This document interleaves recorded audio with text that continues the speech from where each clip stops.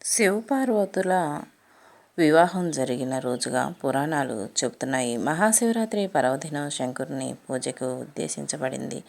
ఈరోజు శివభక్తులు పగలంతా ఉపవాసం ఉండి రాత్రి జాగరణ చేస్తారు. సంవత్సరంలో వచ్చే మాస శివరాత్రిలో మహాశివరాత్రి అత్యంత పవిత్రమైనదిగా భావించి ఉపవాసం, జాగరణ, మంత్రం జపం చేసి ఈ రోజంతా శివునికి దగ్గరగా ఉంటారు. శివరాత్రి రోజు రాత్రి జాగరణ చేయాలి. ఎందుకంటే ఏ రోజు అయితే మాఘమాసం బహుళ చతుర్దశి రోజు చతుర్దశి తిథి సమయంలో ఉంటుందో ఆ సమయంలో జాగరణ చేసి శివలింగానికి అభిషేకం చేయాలి. మహాశివరాత్రి రోజు సూర్యోదయానికి పూర్వమే బ్రహ్మ ముహూర్తంలో నిద్రలేవాలి. తెల్లవారిందాకా పడుకోకూడదు. బ్రాహ్మణ ముహూర్తంలో నిద్రలేచి స్నానాలు పూర్తి చేసుకొని దుస్తులు ధరించి ఇంట్లో యథావిధిగా పూజ చేసుకున్న తర్వాత శివాలయ దర్శనం చేసుకొని ఆ మహాశివయ్యను భక్తి శ్రద్ధలతో పూజించాలి. ఈరోజు ఉపవాసం చేయాలి. ఉపవాసం చేసే సమయంలో పండ్లు, పాలు తాగవచ్చు. ఉడికించినవి అస్సలు తినకూడదు. పవిత్రమైన ఈరోజు దేవుడికి దగ్గరగా ఉంటే దైవస్మరణ చేసుకోవాలి. ఈరోజు శివాలయానికి వెళ్తే అక్కడ పెట్టే పలహారం తినవచ్చు. ఉపవాసం ఉన్నా కానీ అక్కడ పెట్టే పలహారం తినవచ్చు. కొంతమంది ఉపవాసం ఉన్నా వద్దు అంటారు. ఎప్పుడైనా పలహారాన్ని వద్దు అనకూడదు. అది ఆ దేవుడికి ఇష్టం ఉండదు. పలహారం ఆ దేవుడికి నివేదించింది కాబట్టి నిరభ్యంతరంగా తీసుకోవచ్చు. ఈరోజు ఉపవాసం చేసే సమయంలో మంచం మీద కానీ కుర్చీలో కానీ కూర్చోకూడదు. ఈరోజు కటిక నేల మీద చాప వేసుకొని కూర్చొని దైవ నామస్మరణ చేసుకోవాలి. ఇలా రోజు కనీసం లింగోద్భవ కాలం అంటే నిశిత కాలం వరకు మేల్కొని ఉండి ఆ సమయంలో శివలింగానికి అభిషేకం చేయాలి. లేదా ఈ సమయంలో శివాలయంలో అభిషేకం చేసే సమయంలో చూసినా చాలు, కోటి జన్మల పుణ్యం లభిస్తుంది. ఈరోజు ఆరోగ్యం బాలేని వారు ఉపవాసం చేయకపోవడమే మంచిది. అలా ఉపవాసం చేసి బాధపడటం శివయ్యకు ఇష్టం ఉండదు. ఈరోజు ఎట్టి పరిస్థితుల్లో మాంసాహారం అస్సలు తినకూడదు. అలా తింటే అలాంటి వారు నరకానికి పోతారు. ఈరోజు తెల్లవారిందాకా నిద్ర లేవకుండా ఉండకూడదు. మరియు సాయంత్రం ప్రదోషకాల సమయంలో నిద్రపోకూడదు.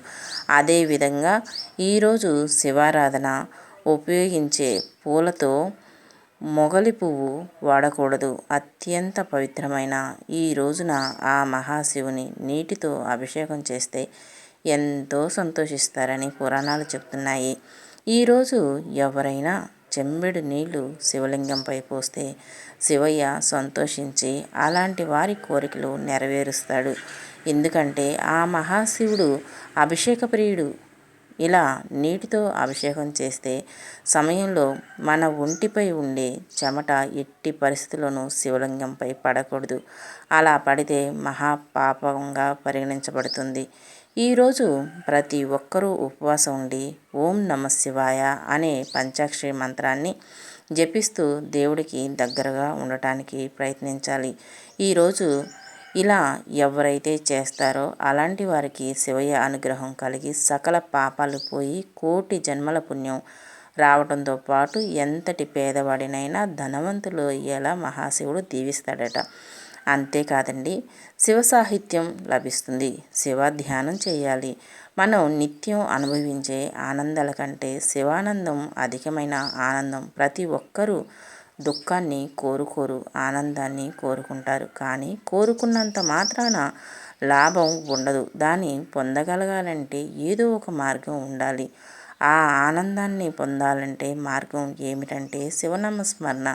మహాశివుడు ఆనంద స్వరూపుడు లాంటి మహాశివుడిని మనసులో తలుచుకుంటే మనకు శివానందం కలుగుతుంది. కానీ అలా ఆనందాన్ని పొందాలంటే మనం కడుపు నిండుగా భోజనం చేస్తే అది సాధ్యపడదు, నిద్ర వస్తుంది. అలాగే మన మనసు ఇతర విషయాలపై వెళ్తుంది. కాబట్టి ఆహారం తీసుకోకుండా ఉండాలి.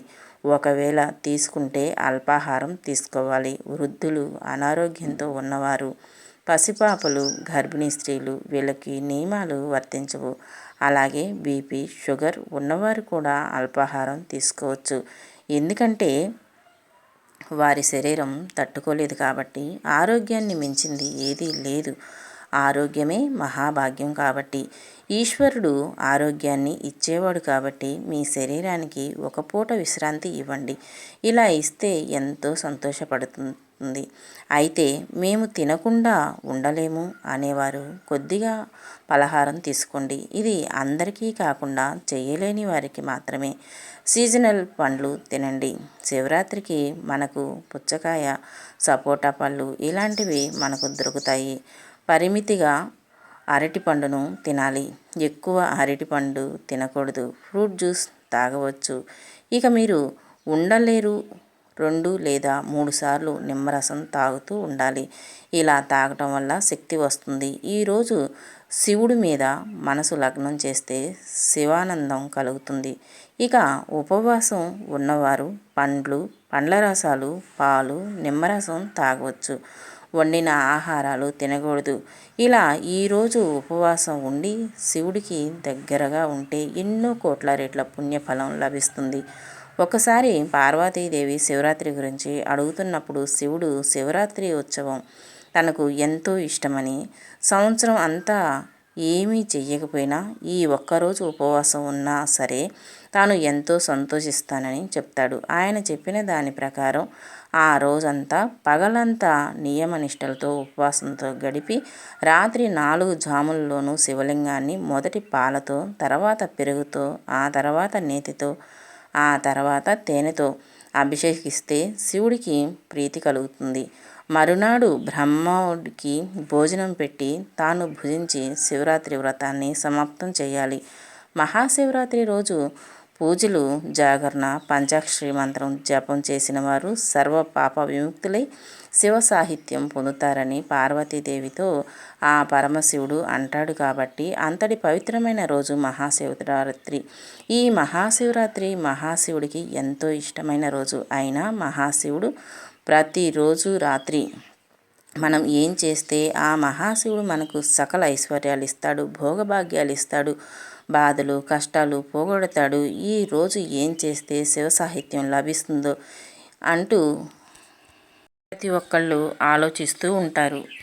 మహాశివుడి అనుగ్రహం తొందరగా మనకు కలగాలి అంటే శివలింగాన్ని ఆరాధిస్తే ఏం జరుగుతుందో ప్రతి ఒక్కరూ తెలుసుకోవాలి. ప్రతిష్ట కాకుండానే కేవలం ఇంట్లో ఒక శివలింగాన్ని పెట్టుకొని మీరు ఆరాధిస్తే మీకేం జరుగుతుందో తెలిస్తే మీరు ఆశ్చర్యపోతారు. అంటే శివలింగం ఆరాధన యొక్క మహిమ అంతగా ఉంటుందా అని మీకు ఆశ్చర్యం కలుగుతుంది. మీ ఇంట్లో ఒక శివలింగాన్ని పెట్టుకొని మీరు ఏం చేయాల్సిన అవసరం లేదు. కేవలం ఆ శివలింగం ముందు ఒక దీపం వెలిగించి శివ అని నమస్కారం చేసుకొని ఒక చెంబుడు నీళ్లు పోస్తే 10 దోషాలు నివారించబడతాయి. మీరు కేవలం నీరు పోస్తేనే మీకు ఉన్న 10 దోషాలు పోతాయి. అలానే ఆ శివలింగంపై మీ చేతులతో కొన్ని పాలు పోస్తే 100 దోషాలు పోతాయి. ఇక మీకు ఆరోగ్యం బాగోకపోతే మీరు కనుక కొంచెం పెరుగుతో మీ ఇంట్లో శివలింగానికి అభిషేకం చేస్తే ఆరోగ్య ప్రాప్తి కలుగుతుంది. కోట్ల డబ్బు ఉన్న ఆరోగ్యానికి మించింది.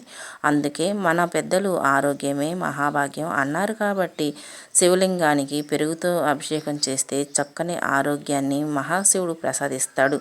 అంతేకాదు ఇలా పెరుగుతో శివలింగాన్ని అభిషేకిస్తే 1000 దోషాల నివారణ అవుతుంది. అదే మీరు శివలింగానికి అభిషేకిస్తే మీకు 2 లాభాలు కలుగుతాయి. మొదటిగా మీ ఇంట్లోకి ధనం ప్రవాహంలా వస్తాయి. ఎవరైనా డబ్బులు బాగా కావాలి అనుకుంటే శివలింగానికి నేతితో అభిషేకం చేయండి. నేతితో అభిషేకం చేసిన వ్యక్తులు ఆ మహాశివుడికి ఎంతో ఇష్టమైన వ్యక్తులుగా అవుతారు. ఇక రెండవది మంచి ఆరోగ్యం కలుగుతుంది. ఇక మీరు తేనెతో అభిషేకం చేస్తే మీ ముఖంలో మంచి తేజస్సు వస్తుంది, వాక్చాతుర్యం వస్తుంది. ఇది అక్షరాల సత్యం. మీకు ఏదైనా బాధ కలిగితే మనసు బాగా బాధపడుతుంది. ఆ బాధ వల్ల మీరు చాలా వేదనకు గురవుతారు. ఆ బాధ పోకపోతే అలాంటి సందర్భంలో పంచదార తీసుకొని శివలింగంపై పోసి నమశివాయ అని శివలింగానికి అభిషేకం చేస్తే అప్పుడు దుఃఖనాశనం జరుగుతుంది.